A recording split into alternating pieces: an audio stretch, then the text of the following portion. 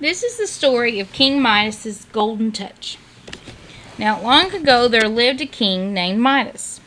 He was very, very rich, and he had a daughter named Marigold. And it was said that he had more gold than any other king in the world. And in one of the rooms of his castle, it was almost filled with yellow gold pieces. Now the king loved his gold more than anything, even more than Marigold. And one day while he was in his room, he was counting his money, and a fairy stood before him. And the fairy had wings, and wings on his feet, and in his hand he carried a strange-looking wand, and the wand also had wings. "Midas, you are the richest man in the world," said the fairy. "There is no king who has as much gold as you." "That may be. As you see, I have this room full of gold, but I should like much more, for gold is the best and the most wonderful thing in the world." "Are you sure?" "I am very sure. If I should grant you one wish, would you ask for more gold?"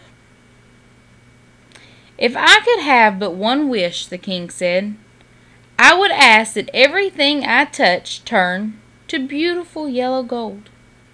"Your wish shall be granted. At sunrise tomorrow morning, your slightest touch will turn everything into gold. But I'm going to warn you, your gift is not going to make you happy." "I think I'll take that risk."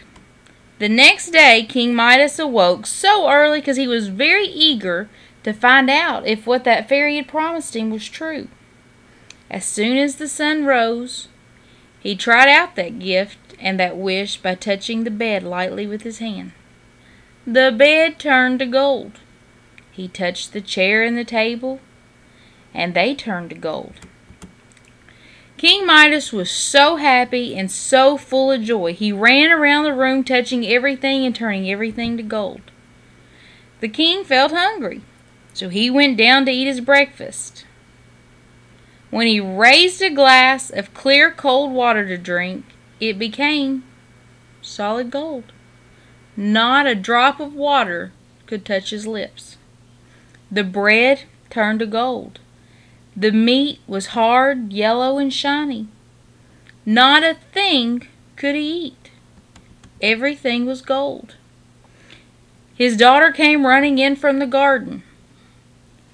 Of all the living creatures, now not gold, but all the living creatures, his daughter was the most important and dearest to him.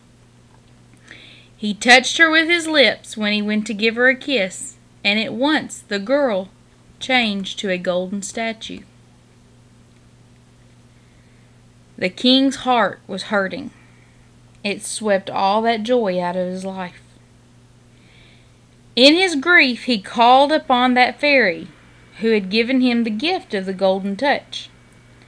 "Oh, fairy, please take away this horrible golden gift.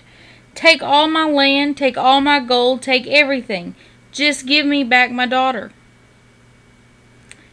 The fairy stood before him. "Do you still think that gold is the greatest thing in the world?" "No, no, I hate the very sight of the gold stuff." "Are you sure that you no longer want the golden touch?"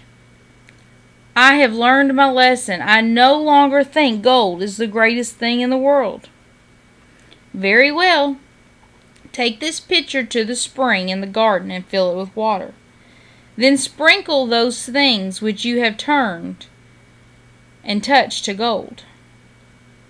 The king took the pitcher, and he went to the spring. Running back, he first sprinkled the head of his dear little girl. Instantly she became Marigold again, and gave him a kiss.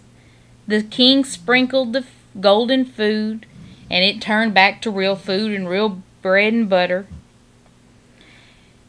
Then he and his little girl sat down to breakfast. How good that cold water tasted, and how hungry he was! The king hated his golden touch so much that he sprinkled even the chairs and the tables and everything else that the fairy's gift had turned to gold. Now think about what that story means. When we think something is so important to us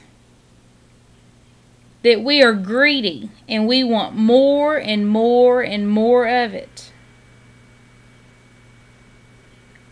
we can sometimes lose sight of what is really important to us.